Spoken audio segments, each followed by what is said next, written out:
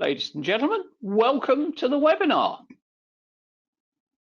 And today's webinar is Rebates, SPIFs and Incentives, what is working in today's very different market. And we've got 4 terrific panelists for you today. But as always with this series of webinars, this is your webinar. So we would encourage you to ask questions, add comments, and there are 2 ways to do that.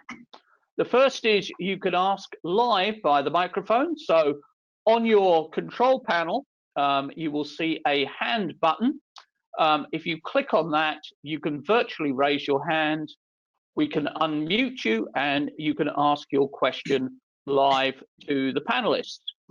Alternately, you can ask via the question module. So simply type your question into the module and we will pick up on that question and I will ask the question of the panelists. So please do keep those questions coming in. And now I'm going to introduce our panelists. And our first panelist is Claudio Ayub, and he's the Chief Strategy Officer with Perks Worldwide Channel. He heads up Perks Worldwide Channel incentive automation business and has been pivotal in building an award-winning product offering. Prior to Perks, Claudio led the channel practice at Hawkeye, Grassroots and BitTime, and that was a customer relationship management agency he co-founded in 2000. So Claudio has many, many years experience. He has a track record of successfully scaling SaaS incentive and loyalty businesses in both B2B and B2C. He still plays the classic cassette tapes he mixed and recorded back in the 80s. He's the only Perky who owns a fully functioning Nakamichi 400 cassette player.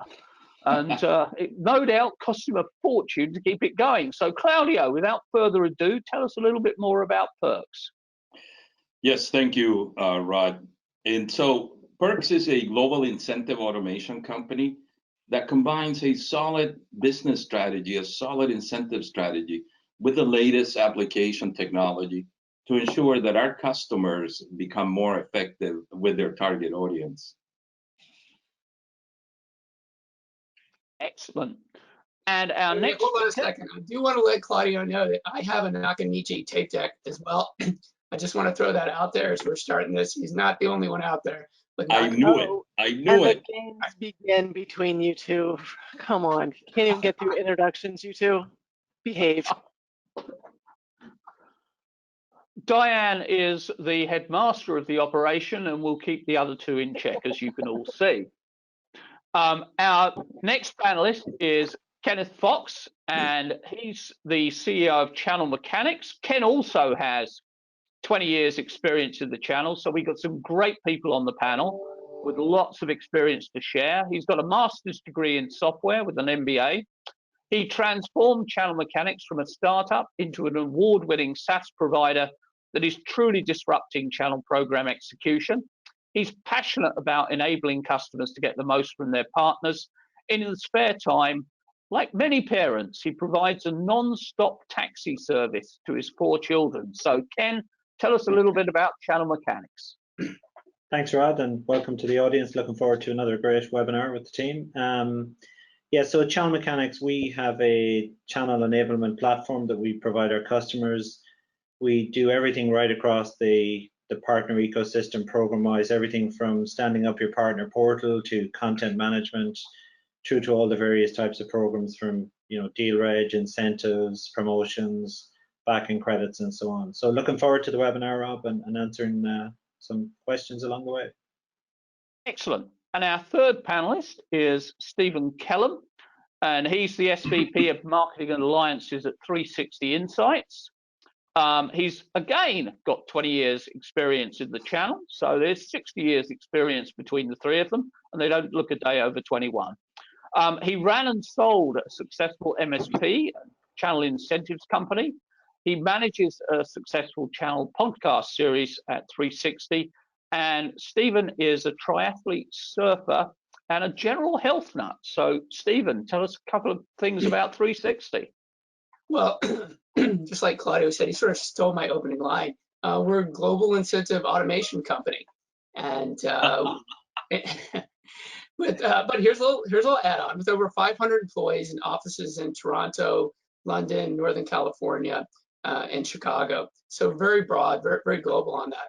And while we handle all of the software and services across really all the incentives, right? And we're going to talk a little bit about that. That includes MDF and co-op and SPIF and rebates. We even get into the B2C side. We're very strong in the consumer rebates as well. But I think the thing that really differentiates us is the data analytics side. And we actually changed our name, 5 or 6 years ago from 360 Incentives to 360 Insights. And our data scientists, our data analytics is really what provides a huge value to all of our clients, and definitely believe that's going to be a big part of our go-to-market strategy moving forward. And then I'd say the last thing is our last panelist is Diane Krakora. Was that a minute? Was that a minute? That was a minute and more, Stephen. The audience want to get on to the questions. Diane. Hi, Rod. So Diane is principal at PartnerPath. She spent years witnessing how channels and alliances could be strategic to a company's successful and scalable growth. She realized that to be harnessed correctly, partnerships need reputation and representation in the C-suite. So she founded a channel consulting company. Her vision is that every company would have a chief channel officer, an executive to watch over the health and well-being of partnerships.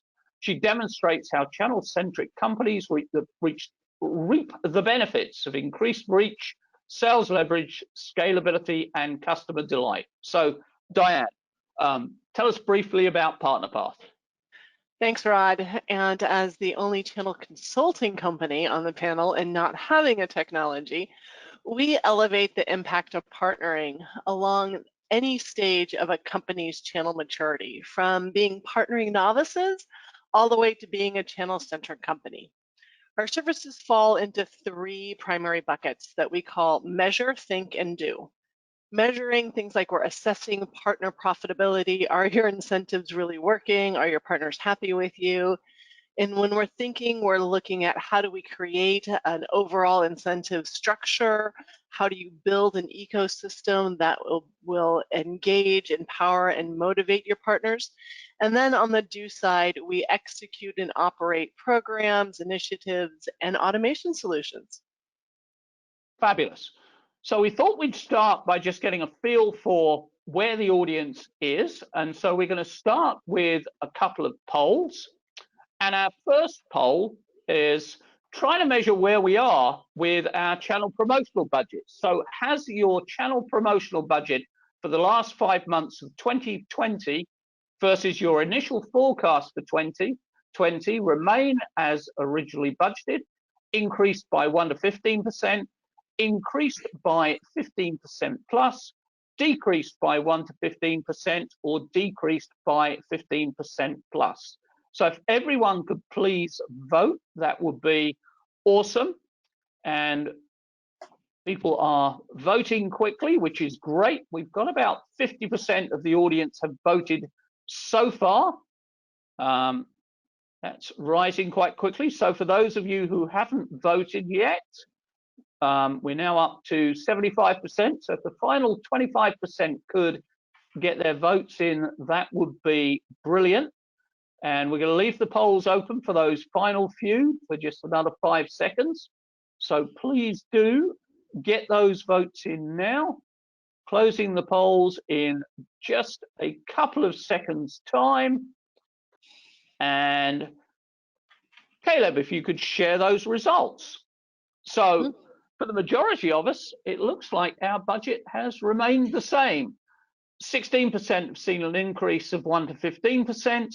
4% an increase of 15% plus, 10% of us have seen a decrease of 1 to 15%, and 12%, the unfortunate, obviously in tricky markets, have seen a decrease of 15% plus.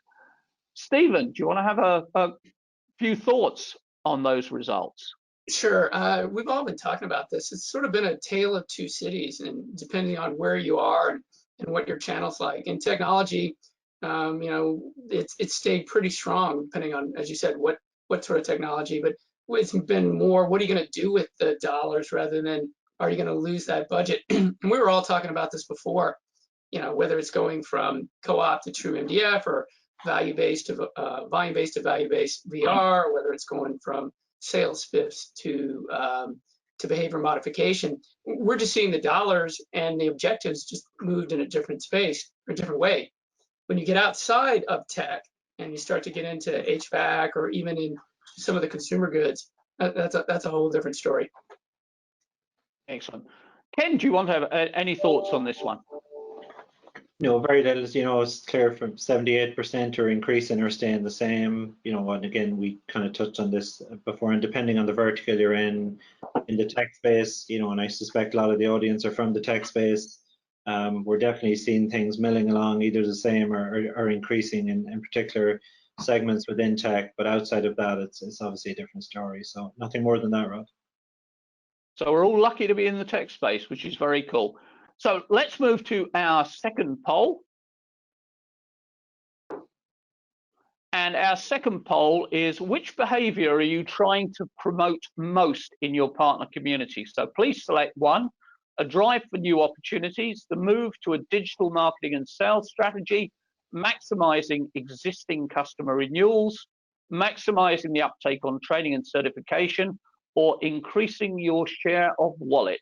So which of these are you trying to promote most in your partner community? About 50% of the people in the audience have voted so far, so keep those votes coming in. Hey, Rod, you need to change this so that they can put all of above. We want to focus on what people are most focused on, so I think this is going to give us some cool results. We've got 75% of you have now voted, so if you could keep those votes coming in. The last few of you who haven't voted, we'll keep the polls open for another 5 seconds. So if you haven't voted, here is your last opportunity to vote. And Caleb, if you'd like to share the results. So I guess that's not a huge surprise that the number one answer is a drive for new opportunities, followed by increasing your share of wallet. And Claudio, do you want to have a few thoughts on this one? Yes, definitely. I'm a bit surprised by a drive for new opportunities. I can think of near sales activities, right, that you might want to be driving, because obviously with all the disruption that we've just experienced, that, you know, has become a focus area. And I'm talking specifically about near sales activities, right? And I'm also surprised a little bit by the low percentage, 6% on training and certification. My experience has been that we're seeing more and more enablement, education, learning programs out there that are going hand in hand, you know, with incentives in order to drive, again, you know, new partners and obviously the certification of those partners and training. Excellent. Diane, any thoughts on this one? Yeah, I could say I'd certainly like to see it move a little bit out of just the drive for new opportunities into this digital marketing and a digital sales strategy, and see people putting more effort behind that, as particularly as the vendors. The channel partners are certainly challenged in those areas, and during this unique time, I think we could put a little bit more wood behind the arrow of helping partners understand and reach out digitally to prospects and customers. Excellent. Okay. Rod, so I would echo what Diane was saying in that there's really been a move, in specifically on the MDF side, to get this done, which is the move to a digital marketing and sales strategy, right? So good point, Diane. Very good point. Hey, yeah, but I'll throw in there also, I don't know about you guys, but we're seeing a lot of organizations come to us, and maybe they're not the market leader. And when they're driving for new opportunities, we are seeing a lot of SPIFs being run to gain mind share. to work with a partner that's got multiple options, trying to fill the top of the funnel. I'm not totally surprised, and I think it really has a lot to do is where the organization, the vendor may sit as far as the pecking order, and how they can start to maximize whatever their channel is. So I'm not totally surprised. Okay, excellent. So I've got a few questions, but as I say, this is very much your webinar. So please pop those questions in. I'm starting to get a few coming through at the moment. But if I can ask each of the panelists, what's the single change you have seen clients request most in their programs? Maybe Ken, if I can start with you on that one. Yeah, it's kind of interesting just looking at the poll result there, the last one, Rod, kind of flows into that answer. One thing we've seen, like, you know, it was kind of interesting, 6% I think it was on the training. Up to before COVID, there would have been a lot of incentivization on training, but because people are parked up, we've seen vendors moving away from that because people are naturally taking training, and they're also, we see vendors giving extensions for training deadlines to kind of, you know, cut them some slack on those types of things so they can keep their tiers on the programs. But certainly one area I've seen is incentivization on different types of variables, where once it was things like, you know, new revenue and training and so on. Certainly a lot of incentivization in new attributes on the program, things like customer adoption, renewal rates, obviously, you know, new opportunities, things like deal registration. So as people move up into the world of SaaS, if you like, we're seeing different types of incentivization because there's different levers now flow into the programs. So, you know, fairly broad and varied, depends on the vendor, obviously, but as people try to transition to that MRR model, the incentivization is pointing at different things, like I said, the, you know, the customer adoption. I was very surprised by the renewal rates being 4% on the last poll. We've definitely seen vendors hunker down and try and maximize their revenue from renewals because they're struggling to get new business. So that's kind of interesting. A lot of vendors struggle to do that, but if you think about, you know, renewal business, it's a lot easier to get than new business, so people shouldn't be leaving it behind. Okay. Diane, what are your clients saying that they want? Of course, Rod, I can have to tell you two. So one is understanding partner profitability with them against kind of the competitors or their peers. So a lot of our clients are asking, how profitable are our partners with us comparatively, right? So this takes in all of the incentives, right? All of the things that you use, the tools you use to incentivize and motivate partners. They want to make sure that we're really good. And the other thing is changes in MDF around how do we kind of spin and change an MDF program to be more digital, to reward only for digital, and to kind of rework an overall kind of umbrella around co-op or MDF spend to ensure that they're really able to incent more digital first. Yeah, absolutely. Stephen, Claudio, any thought on that one?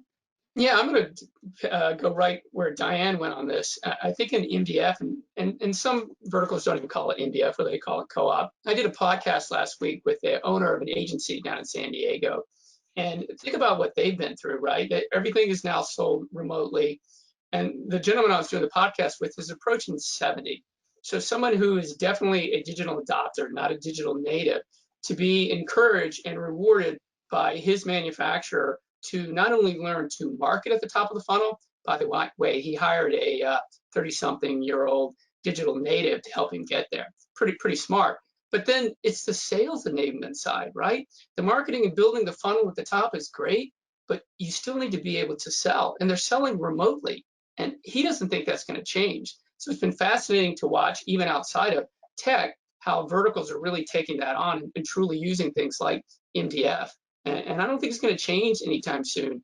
The interesting piece in that podcast where he said, look, this is going to keep going. We don't want to go back to the way it was. This digital world actually works for us. So it's pretty fascinating to hear that. Okay. Yeah, I would just add. Yeah, I would just add along the lines of what Diane was saying. If you think about MDF, or co-op, right? Think about the spend. 80% of that spend used to be events, and nobody knew if they were getting a return on that investment, right? So now you get a chance to really measure against, prior performance. But more importantly, events budgets have definitely shifted in programs. We've modified every single MDF program we manage along those lines, and they are absolutely going to, as Steve pointed out, digital engagement of in multiple ways. That, together with the enablement of the sales force to align to the new digital buyer's journey and connect the dots and use all of the marketing, content in alignment with that buyer's journey is the two big shifts that I've seen on MDF budgets. Fabulous. Now I've got a raft of questions coming in. Let's try and cover as many of these as we can. And the first links to our poll, and it's if a drive for new opportunities is something you're trying to achieve, should you see more incentives going directly to the partner sales rep or the partner company? I would argue absolutely the on sales rep, Rod. I mean, What'd you say? I would argue that absolutely the sales rep is the individual that is going to make that sale, be it digital or not, and it should go there. However, it should be in alignment with a rebate program as well, right? So they must be aligned. The individual level incentives, the SPIFs or rewards or points need to go, at the individual level, but also the aggregate of those transactions need to convert to a rebate. To be very effective, that's the secret. Well, as a former partner, I completely agree, Claudio. And I always want to say I completely disagree with Claudio on a public format, but I can't do it. I totally agree, and I think they have to be aligned. And that's where I was coming back to earlier. I see a lot of organizations at this point trying to gain mind share and trying to take what those 12 or 14 vendors that a partner may have, and how do they lock it down and how do they get more of that? And I'm seeing a lot of dollars going in that direction. But don't you guys think that the solution provider as an organization or the owners of the solution providers really hate it when the vendors go directly to their sales guys to SPIF them? They do, but we ask permission. Okay, there is a whole enrollment process in which we go first to them and ask permission to do that. And once they have approved it, then we engage the sales teams. What happens is when you ask permission and tie a rebate program to it, the value proposition is really different because the partner typically sees that you're helping them achieve those rebate dollars. So it's all how you structure it. Doesn't that go to relationship building, tying into all of this? And Ken, I don't know what you think and what you're seeing, but I'm seeing so many people start to talk about building a stronger relationship, taking this time to engage with their partners. I think the people that are doing it really well. And Diane, I think your point is if you have a strong relationship, you can ask, like Claudio said, and you can lay the whole thing out. I think where people fall apart is they don't have a strong relationship, they do a knee-jerk reaction, and they reach out and try to do something like a SPIF program, and they try to capture it without having gotten to a point where they can ask that.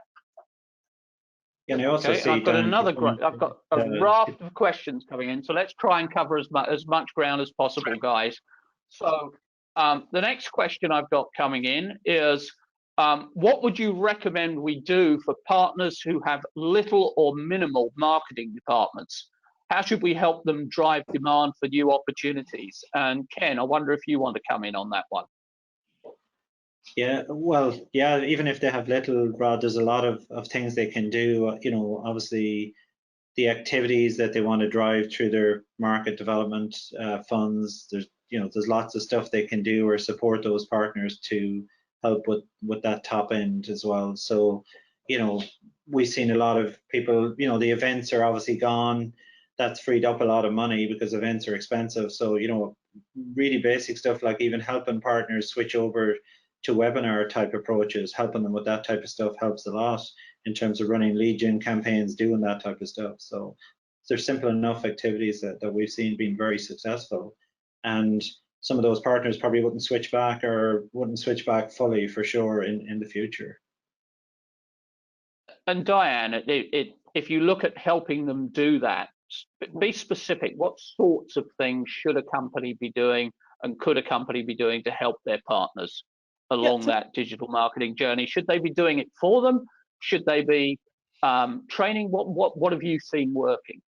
Well, some of the two things that we've seen working, one is that the vendor can create a prescriptive program for the partners that is digital first, that has 6, 7 elements that might say, here's a social post, here's how to use LinkedIn Navigator, here's a email or a couple of emails that kind of drive to a webinar that then has some follow-up. And the vendor can put together that prescriptive program that has not just one-off ad hoc elements, and then give that through to the partner, probably through automation, through the tools, and then not do it for them, but certainly be able to help them kind of say, here's the messaging and here's actually the content. Yeah, absolutely, Diane.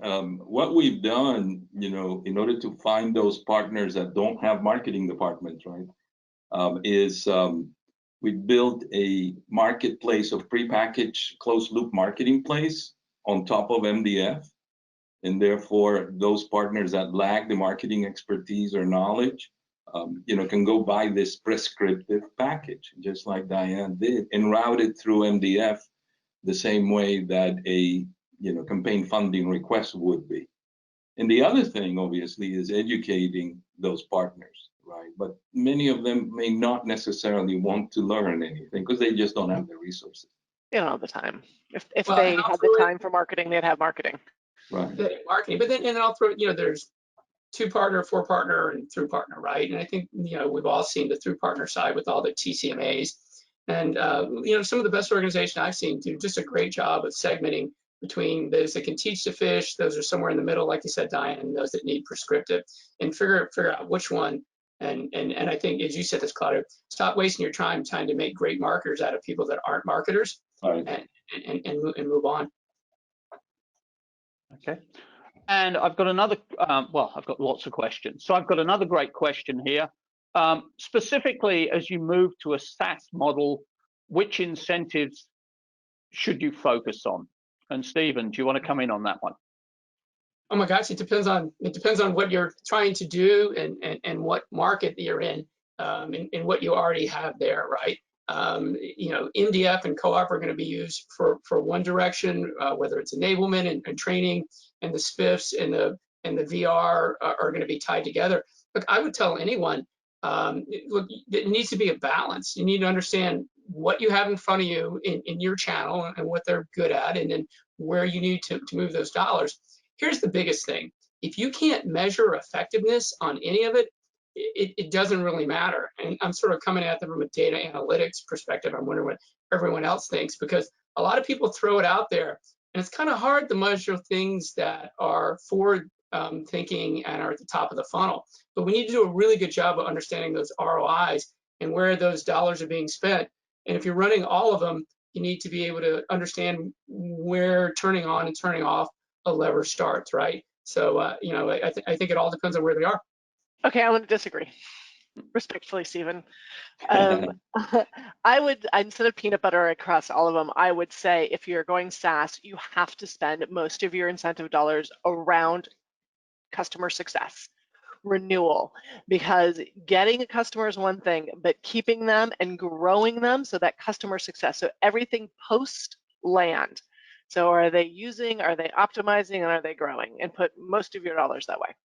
Yeah, but you can, I'm not even disagreeing. How about I agree with you, but you can use all the incentives. So look, we're, Claudio, Ken and I are in the automation side, right? And I agree with you. I think that's huge. But the question is, what is that used? I've seen VR programs for that, where the rebate is based on a net promoter score at the end. I've seen incentive to make sure they're training, to make sure the back end works. And I've seen MDF for enablement. They're all doing the same thing. I agree with you. But which automation tool you use, sorry, Rod, that's the way I took it, because in the automation side. And was it SaaS or stacked was the question. Was it SaaS or stacked? He was talking about, they were asking about a technology stack, right? Yeah. Stacked, Yeah. okay.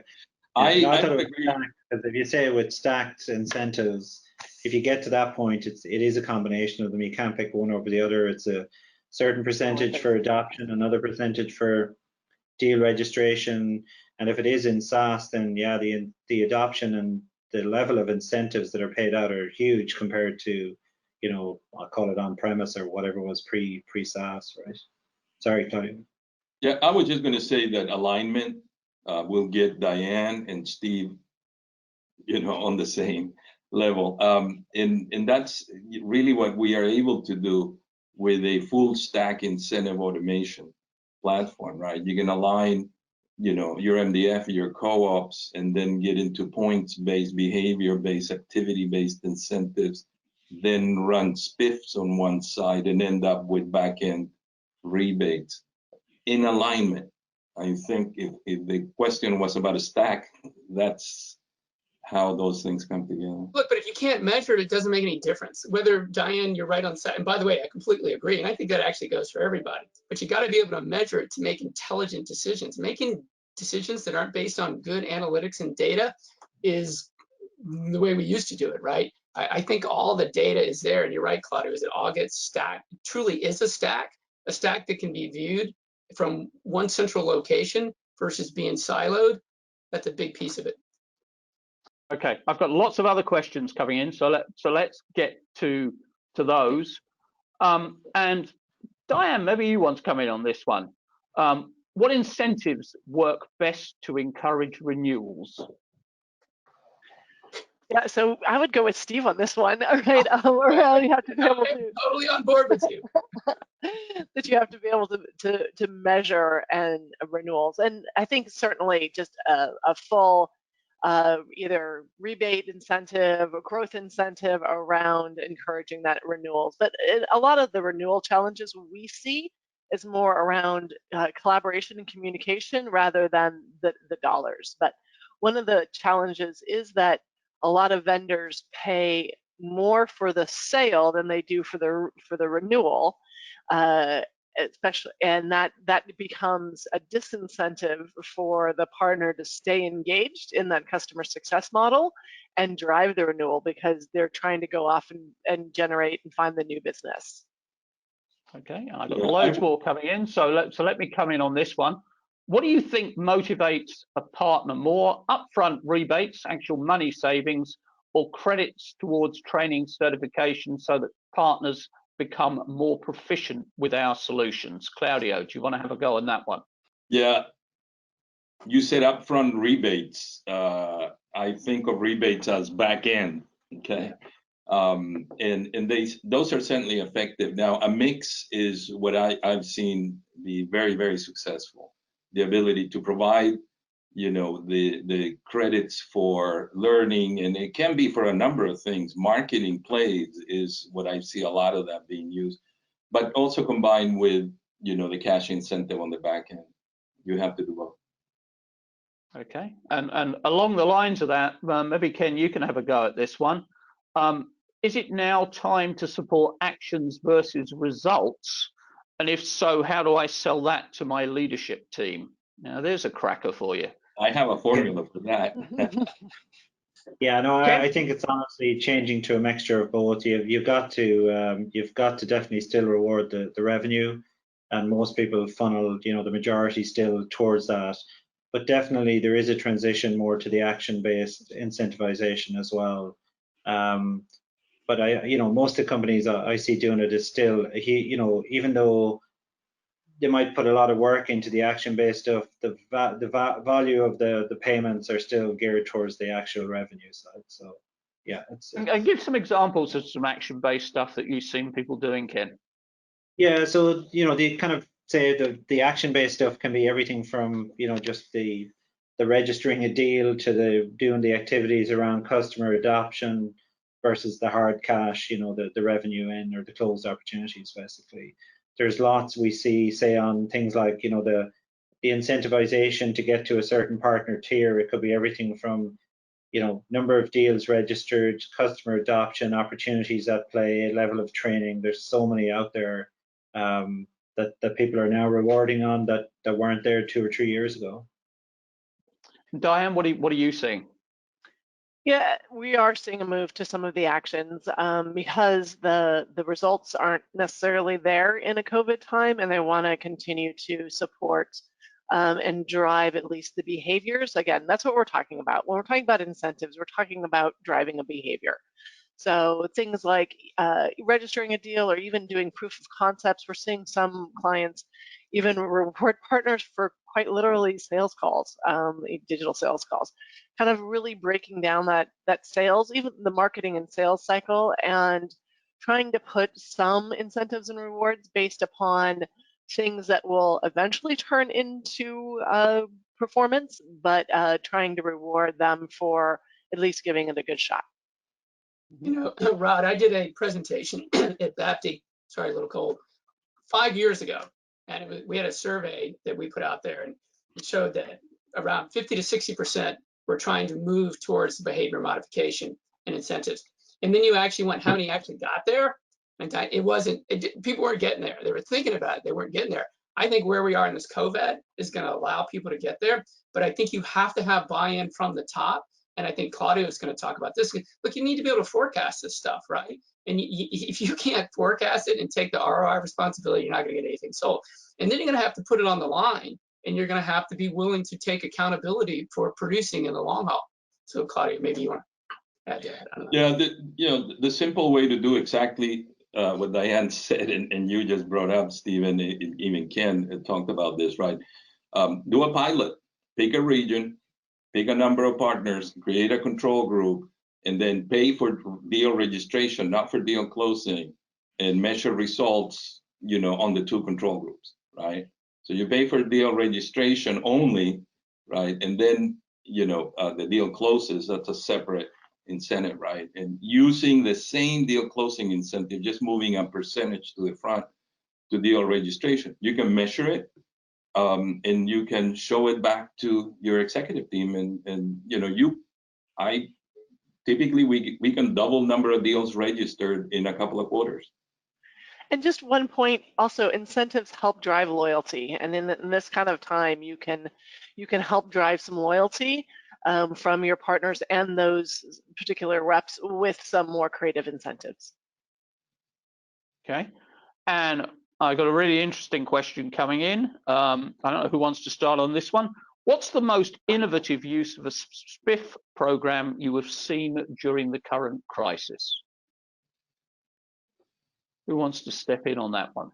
I would start by saying that innovative with SPIFs. SPIFs are typically transactional, right? So if you think of SPIFs being transactional, that's a after the fact, so to speak, incentive. It's a back-end incentive. So I really haven't seen anything different. I have seen SPIFs, if you're thinking of a point-based program, used very well, just like we discussed, for getting proof of concepts done, because they have a higher closing ratio, for getting meetings organized with the vendor, right? Vendor, partner, sales reps both get into a meeting, and we do incentives for that. So again, but those are point-based, they're not necessarily SPIFs. You could SPIF on a meeting, you could SPIF on a POC, definitely could do that, but I think points are a whole lot more flexible. We've seen some pretty fascinating things around MDF in terms of, you're teaching people how to fish in a whole new way, whether it's selling or whether it's marketing. And how do you get them to get people to turn up at their webinar? There are events, they're just all virtual, right? I think one of the fascinating ones, and we might have all talked about this, is, a lunch on us, right? Or even I've heard of wine on us. Matter of fact, Salesforce, one of my guys called me, Salesforce sent him a bottle of wine to, I don't even know if it's legal, to attend a webinar. And I was like, what's the webinar on? He didn't even know what the webinar was on, but he was going to attend that webinar. He got a bottle of wine. So I think as we start to get creative, we can't just tell the partners, hey, you need to go do this, without, once again, giving them some guidelines on the whole piece, right? because you can teach them to market at the top, but if they can't sell, it's a waste. If you got a 70% close rate, you just wasted all your money at the top, right? So I think that creativity and that guidance has to come across all those layers. Okay. Yeah, probably And Ken, creative. maybe I can start Yeah, with you on this one. Do you suggest varying reseller discounts by partner tier, or should you have one set of discounts that apply to all and incent reward on the back end based on performance? So how do you think that should work? Reseller discounts by partner tier, or do that on the back end based on performance? Yeah, everything I see, Rod, is based on tiers, and everything I would recommend is based on tiers and upfront discount. But you know, it's not as simple as just upfront discount because you're on gold, silver, or bronze. You know, equally, if you're on the highest tier, regardless of what gemstone it's named after, you benefit from extra MDF, from extra percentages on your rebates, from additional SPIFs, and so on. So, you know, people are ultimately rewarded on the amount of revenue they bring, and they get all of those extra benefits. And I don't see that changing, frankly. Just back to the last question, Rod, I was just trying to get in. One of the interesting SPIFs I've seen run was helping partners or incentivize or SPIF partner salespeople to transition into selling into other verticals. So where certain partners were selling into, you know, very impacted areas like transport, we've seen one creative vendor, you know, really cranking up programs, training programs to help them transition into something that was still buying, basically into a vertical that was buying, and it worked quite well over, you know, it took them a couple of months to get it all done, but it worked really well, and it helped them and it helped their partners. Hey, Ken, I got a question on that. Were they, you know, it's great to say go after the vertical. Were they enabling them with the vertical, to get the vertical expertise to be successful? Well, I suppose, yeah, they were, but it kind of came down to their product without saying who they were. You know, they've verticalized their partners, they verticalized their market and how they sell. So they transitioned some, say, folks out of transport into, say medical was one example they done. But it probably does. I was trying to think of other ways to use that. It really did come down to the fact their product could do that. You know? But it was a clever trick, and it helped out a lot of partners that were struggling. Rod, do you want me to weigh in on the discount one, or are you going to move on? Okay, weigh in on that one. Okay. I'd love to hear what Diane has to think.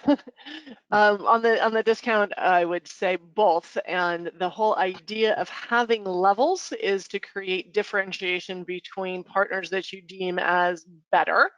So are you creating enough differentiation between those levels? So some differentiation within the discount, not huge, but then more around the actions like MDF. Are they good marketers? Give them more MDF.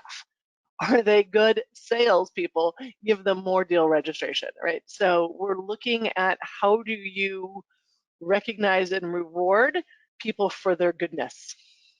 Yeah, but I would Diane, only add, Diane, that you want to keep that on the back end as opposed to, you know, putting it all up front as a discount. Correct. Right? To me, a discount, you know, leads you to pricing erosion, and so I would much rather have that, you know, rebated on the back end after that transaction is done. Some differentiation on discount, just so they do have an advantage, or you know, in a deal, but not huge. We're not talking, you know, 20 points difference here. Right. Hey, Diane, are people able to do, and I've heard this we've all heard this forever, right? And the challenge is KPIs beyond sales or in the box numbers is hard, right? Digging in and figuring out if someone's good in marketing actually takes a little more effort. And so I'm just curious, you know, are people working hard at that?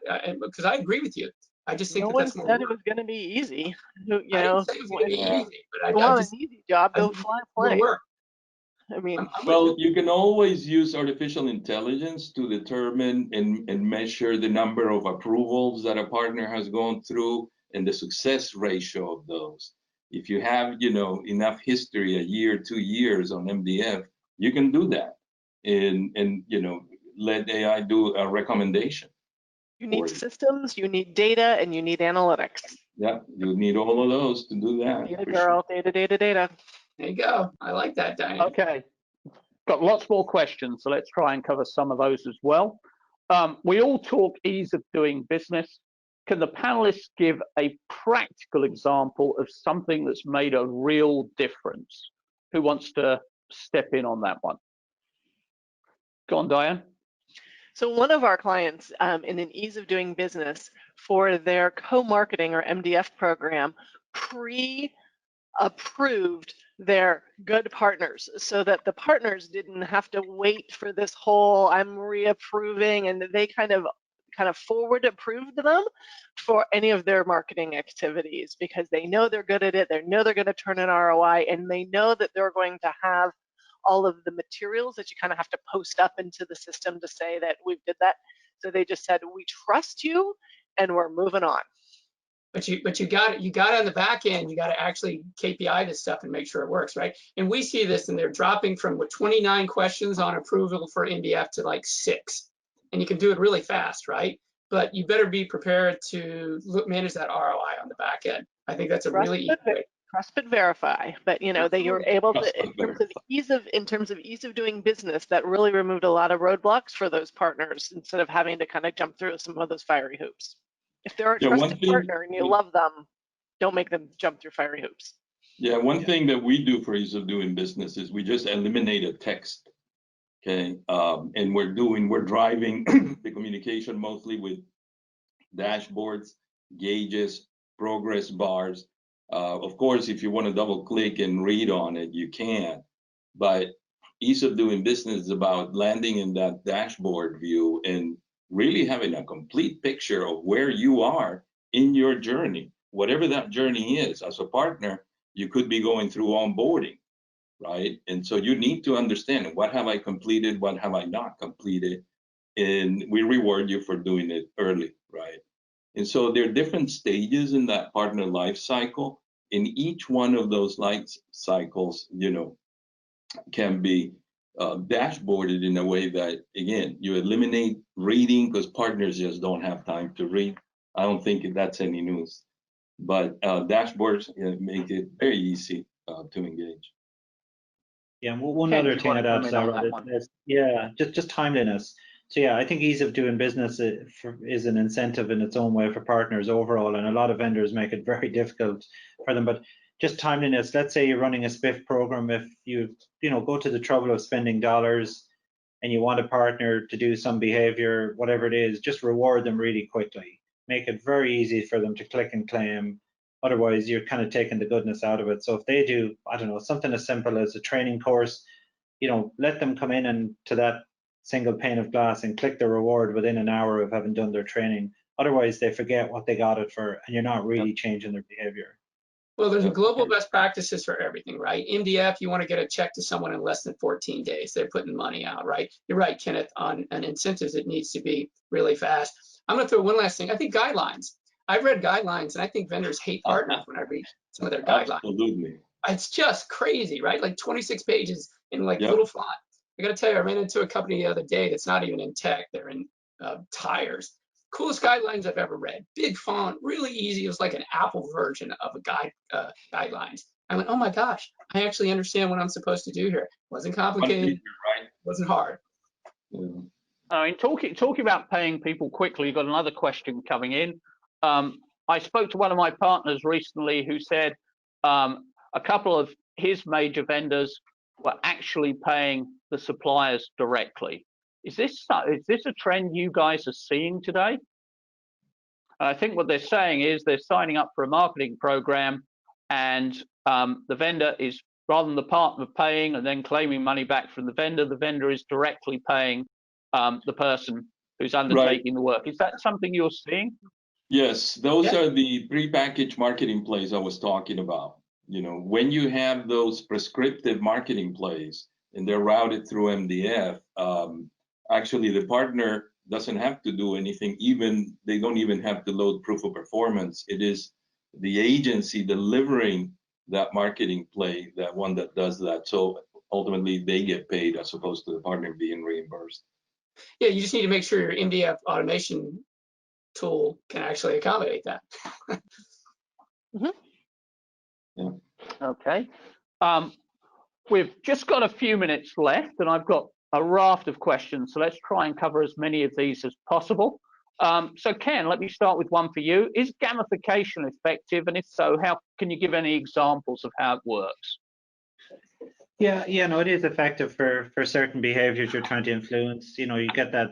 We've seen it. I'll give you an example, and it's not a partner-facing one. It's more an internal one for account managers to get their partners to do some, whatever activity it is, to have the internal view of the world as opposed to the external. So which account managers have got their 10 accounts over the line and which ones haven't. Okay. Diane, you were smiling at that one. Do you want to come in there? No, because that's Stephen's gig. No, I'm going to ask Claudio to define gamification. I'm going to start there. Claudio, go ahead and define gamification for people. Yeah, so gamification in the channel, guys, is all about driving and rewarding activity and behavior completion. It is not about games, okay? It's those dashboards that I was talking about earlier, right? The ability, for the platform to engage that user, be it a company level or an individual level, in a simpler manner. But again, it's not about the prize. It's being on the top of the leaderboard, right? Absolutely, right. And how many of you guys? I know organizations spend $50 million a year in rebates. No progress against goal. No game. When I say gamification, right. There's no visualization to it, right? There's like, you did it. Here's a check. Come on, guys. It's like the SPIF programs that go right into the sales rep bank account in cash, right? Sales rep, doesn't even know why he gets that money many of the time.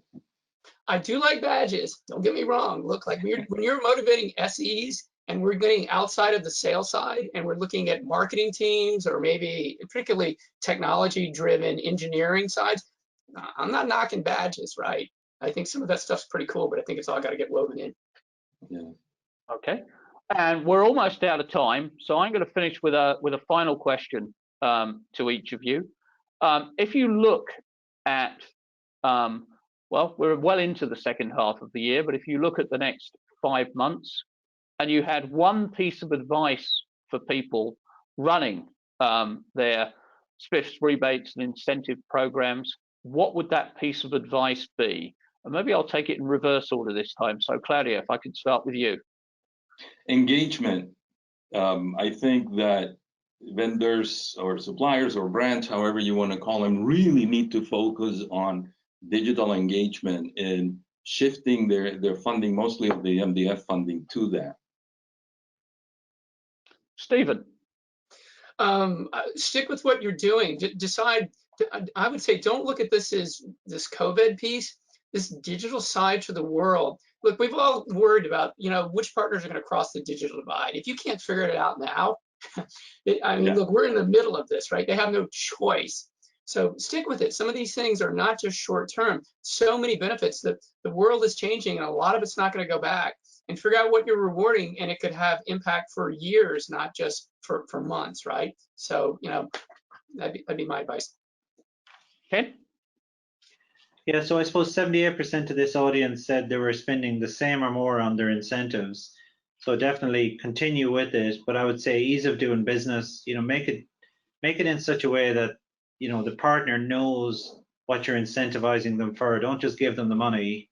Make sure it's understood through those, dashboards, what they're getting it for, and do it in a timely fashion. And Diane? Yes, I would align your incentives to the overall buying cycle. So do you have some that help land, some in activation, so that training, driving adoption, renewal, expansion? So when we see a lot of incentives kind of on the let's get to the deal, and a lot less on the kind of overall buying cycle and the overall life cycle of a customer. Excellent. We're pretty much out of time. We've had some great thoughts and a lot of really interesting insights from our panelists. So Ken, Diane, Stephen, Claudio, thank you very, very much indeed. There are a number of questions we haven't been able to get to, so we'll be sending those to our panelists, and they've promised to get those back to us by midday tomorrow. so we can have them posted up on the site along with the recording of the webinar by the end of tomorrow. So thank you also to the audience for great insights. And as we close, there'll be a survey, and please do take that survey, as everyone who takes it will be entered for a $100 for a draw for a $100 Amazon gift card. So you can have yet another Amazon delivery turning up on the doorstep. But there's an incentive. There you go. Ken, Diane, Stephen, Claudio, thank you very much. Thank you, Rod. Goodbye, everyone. Bye, y'all.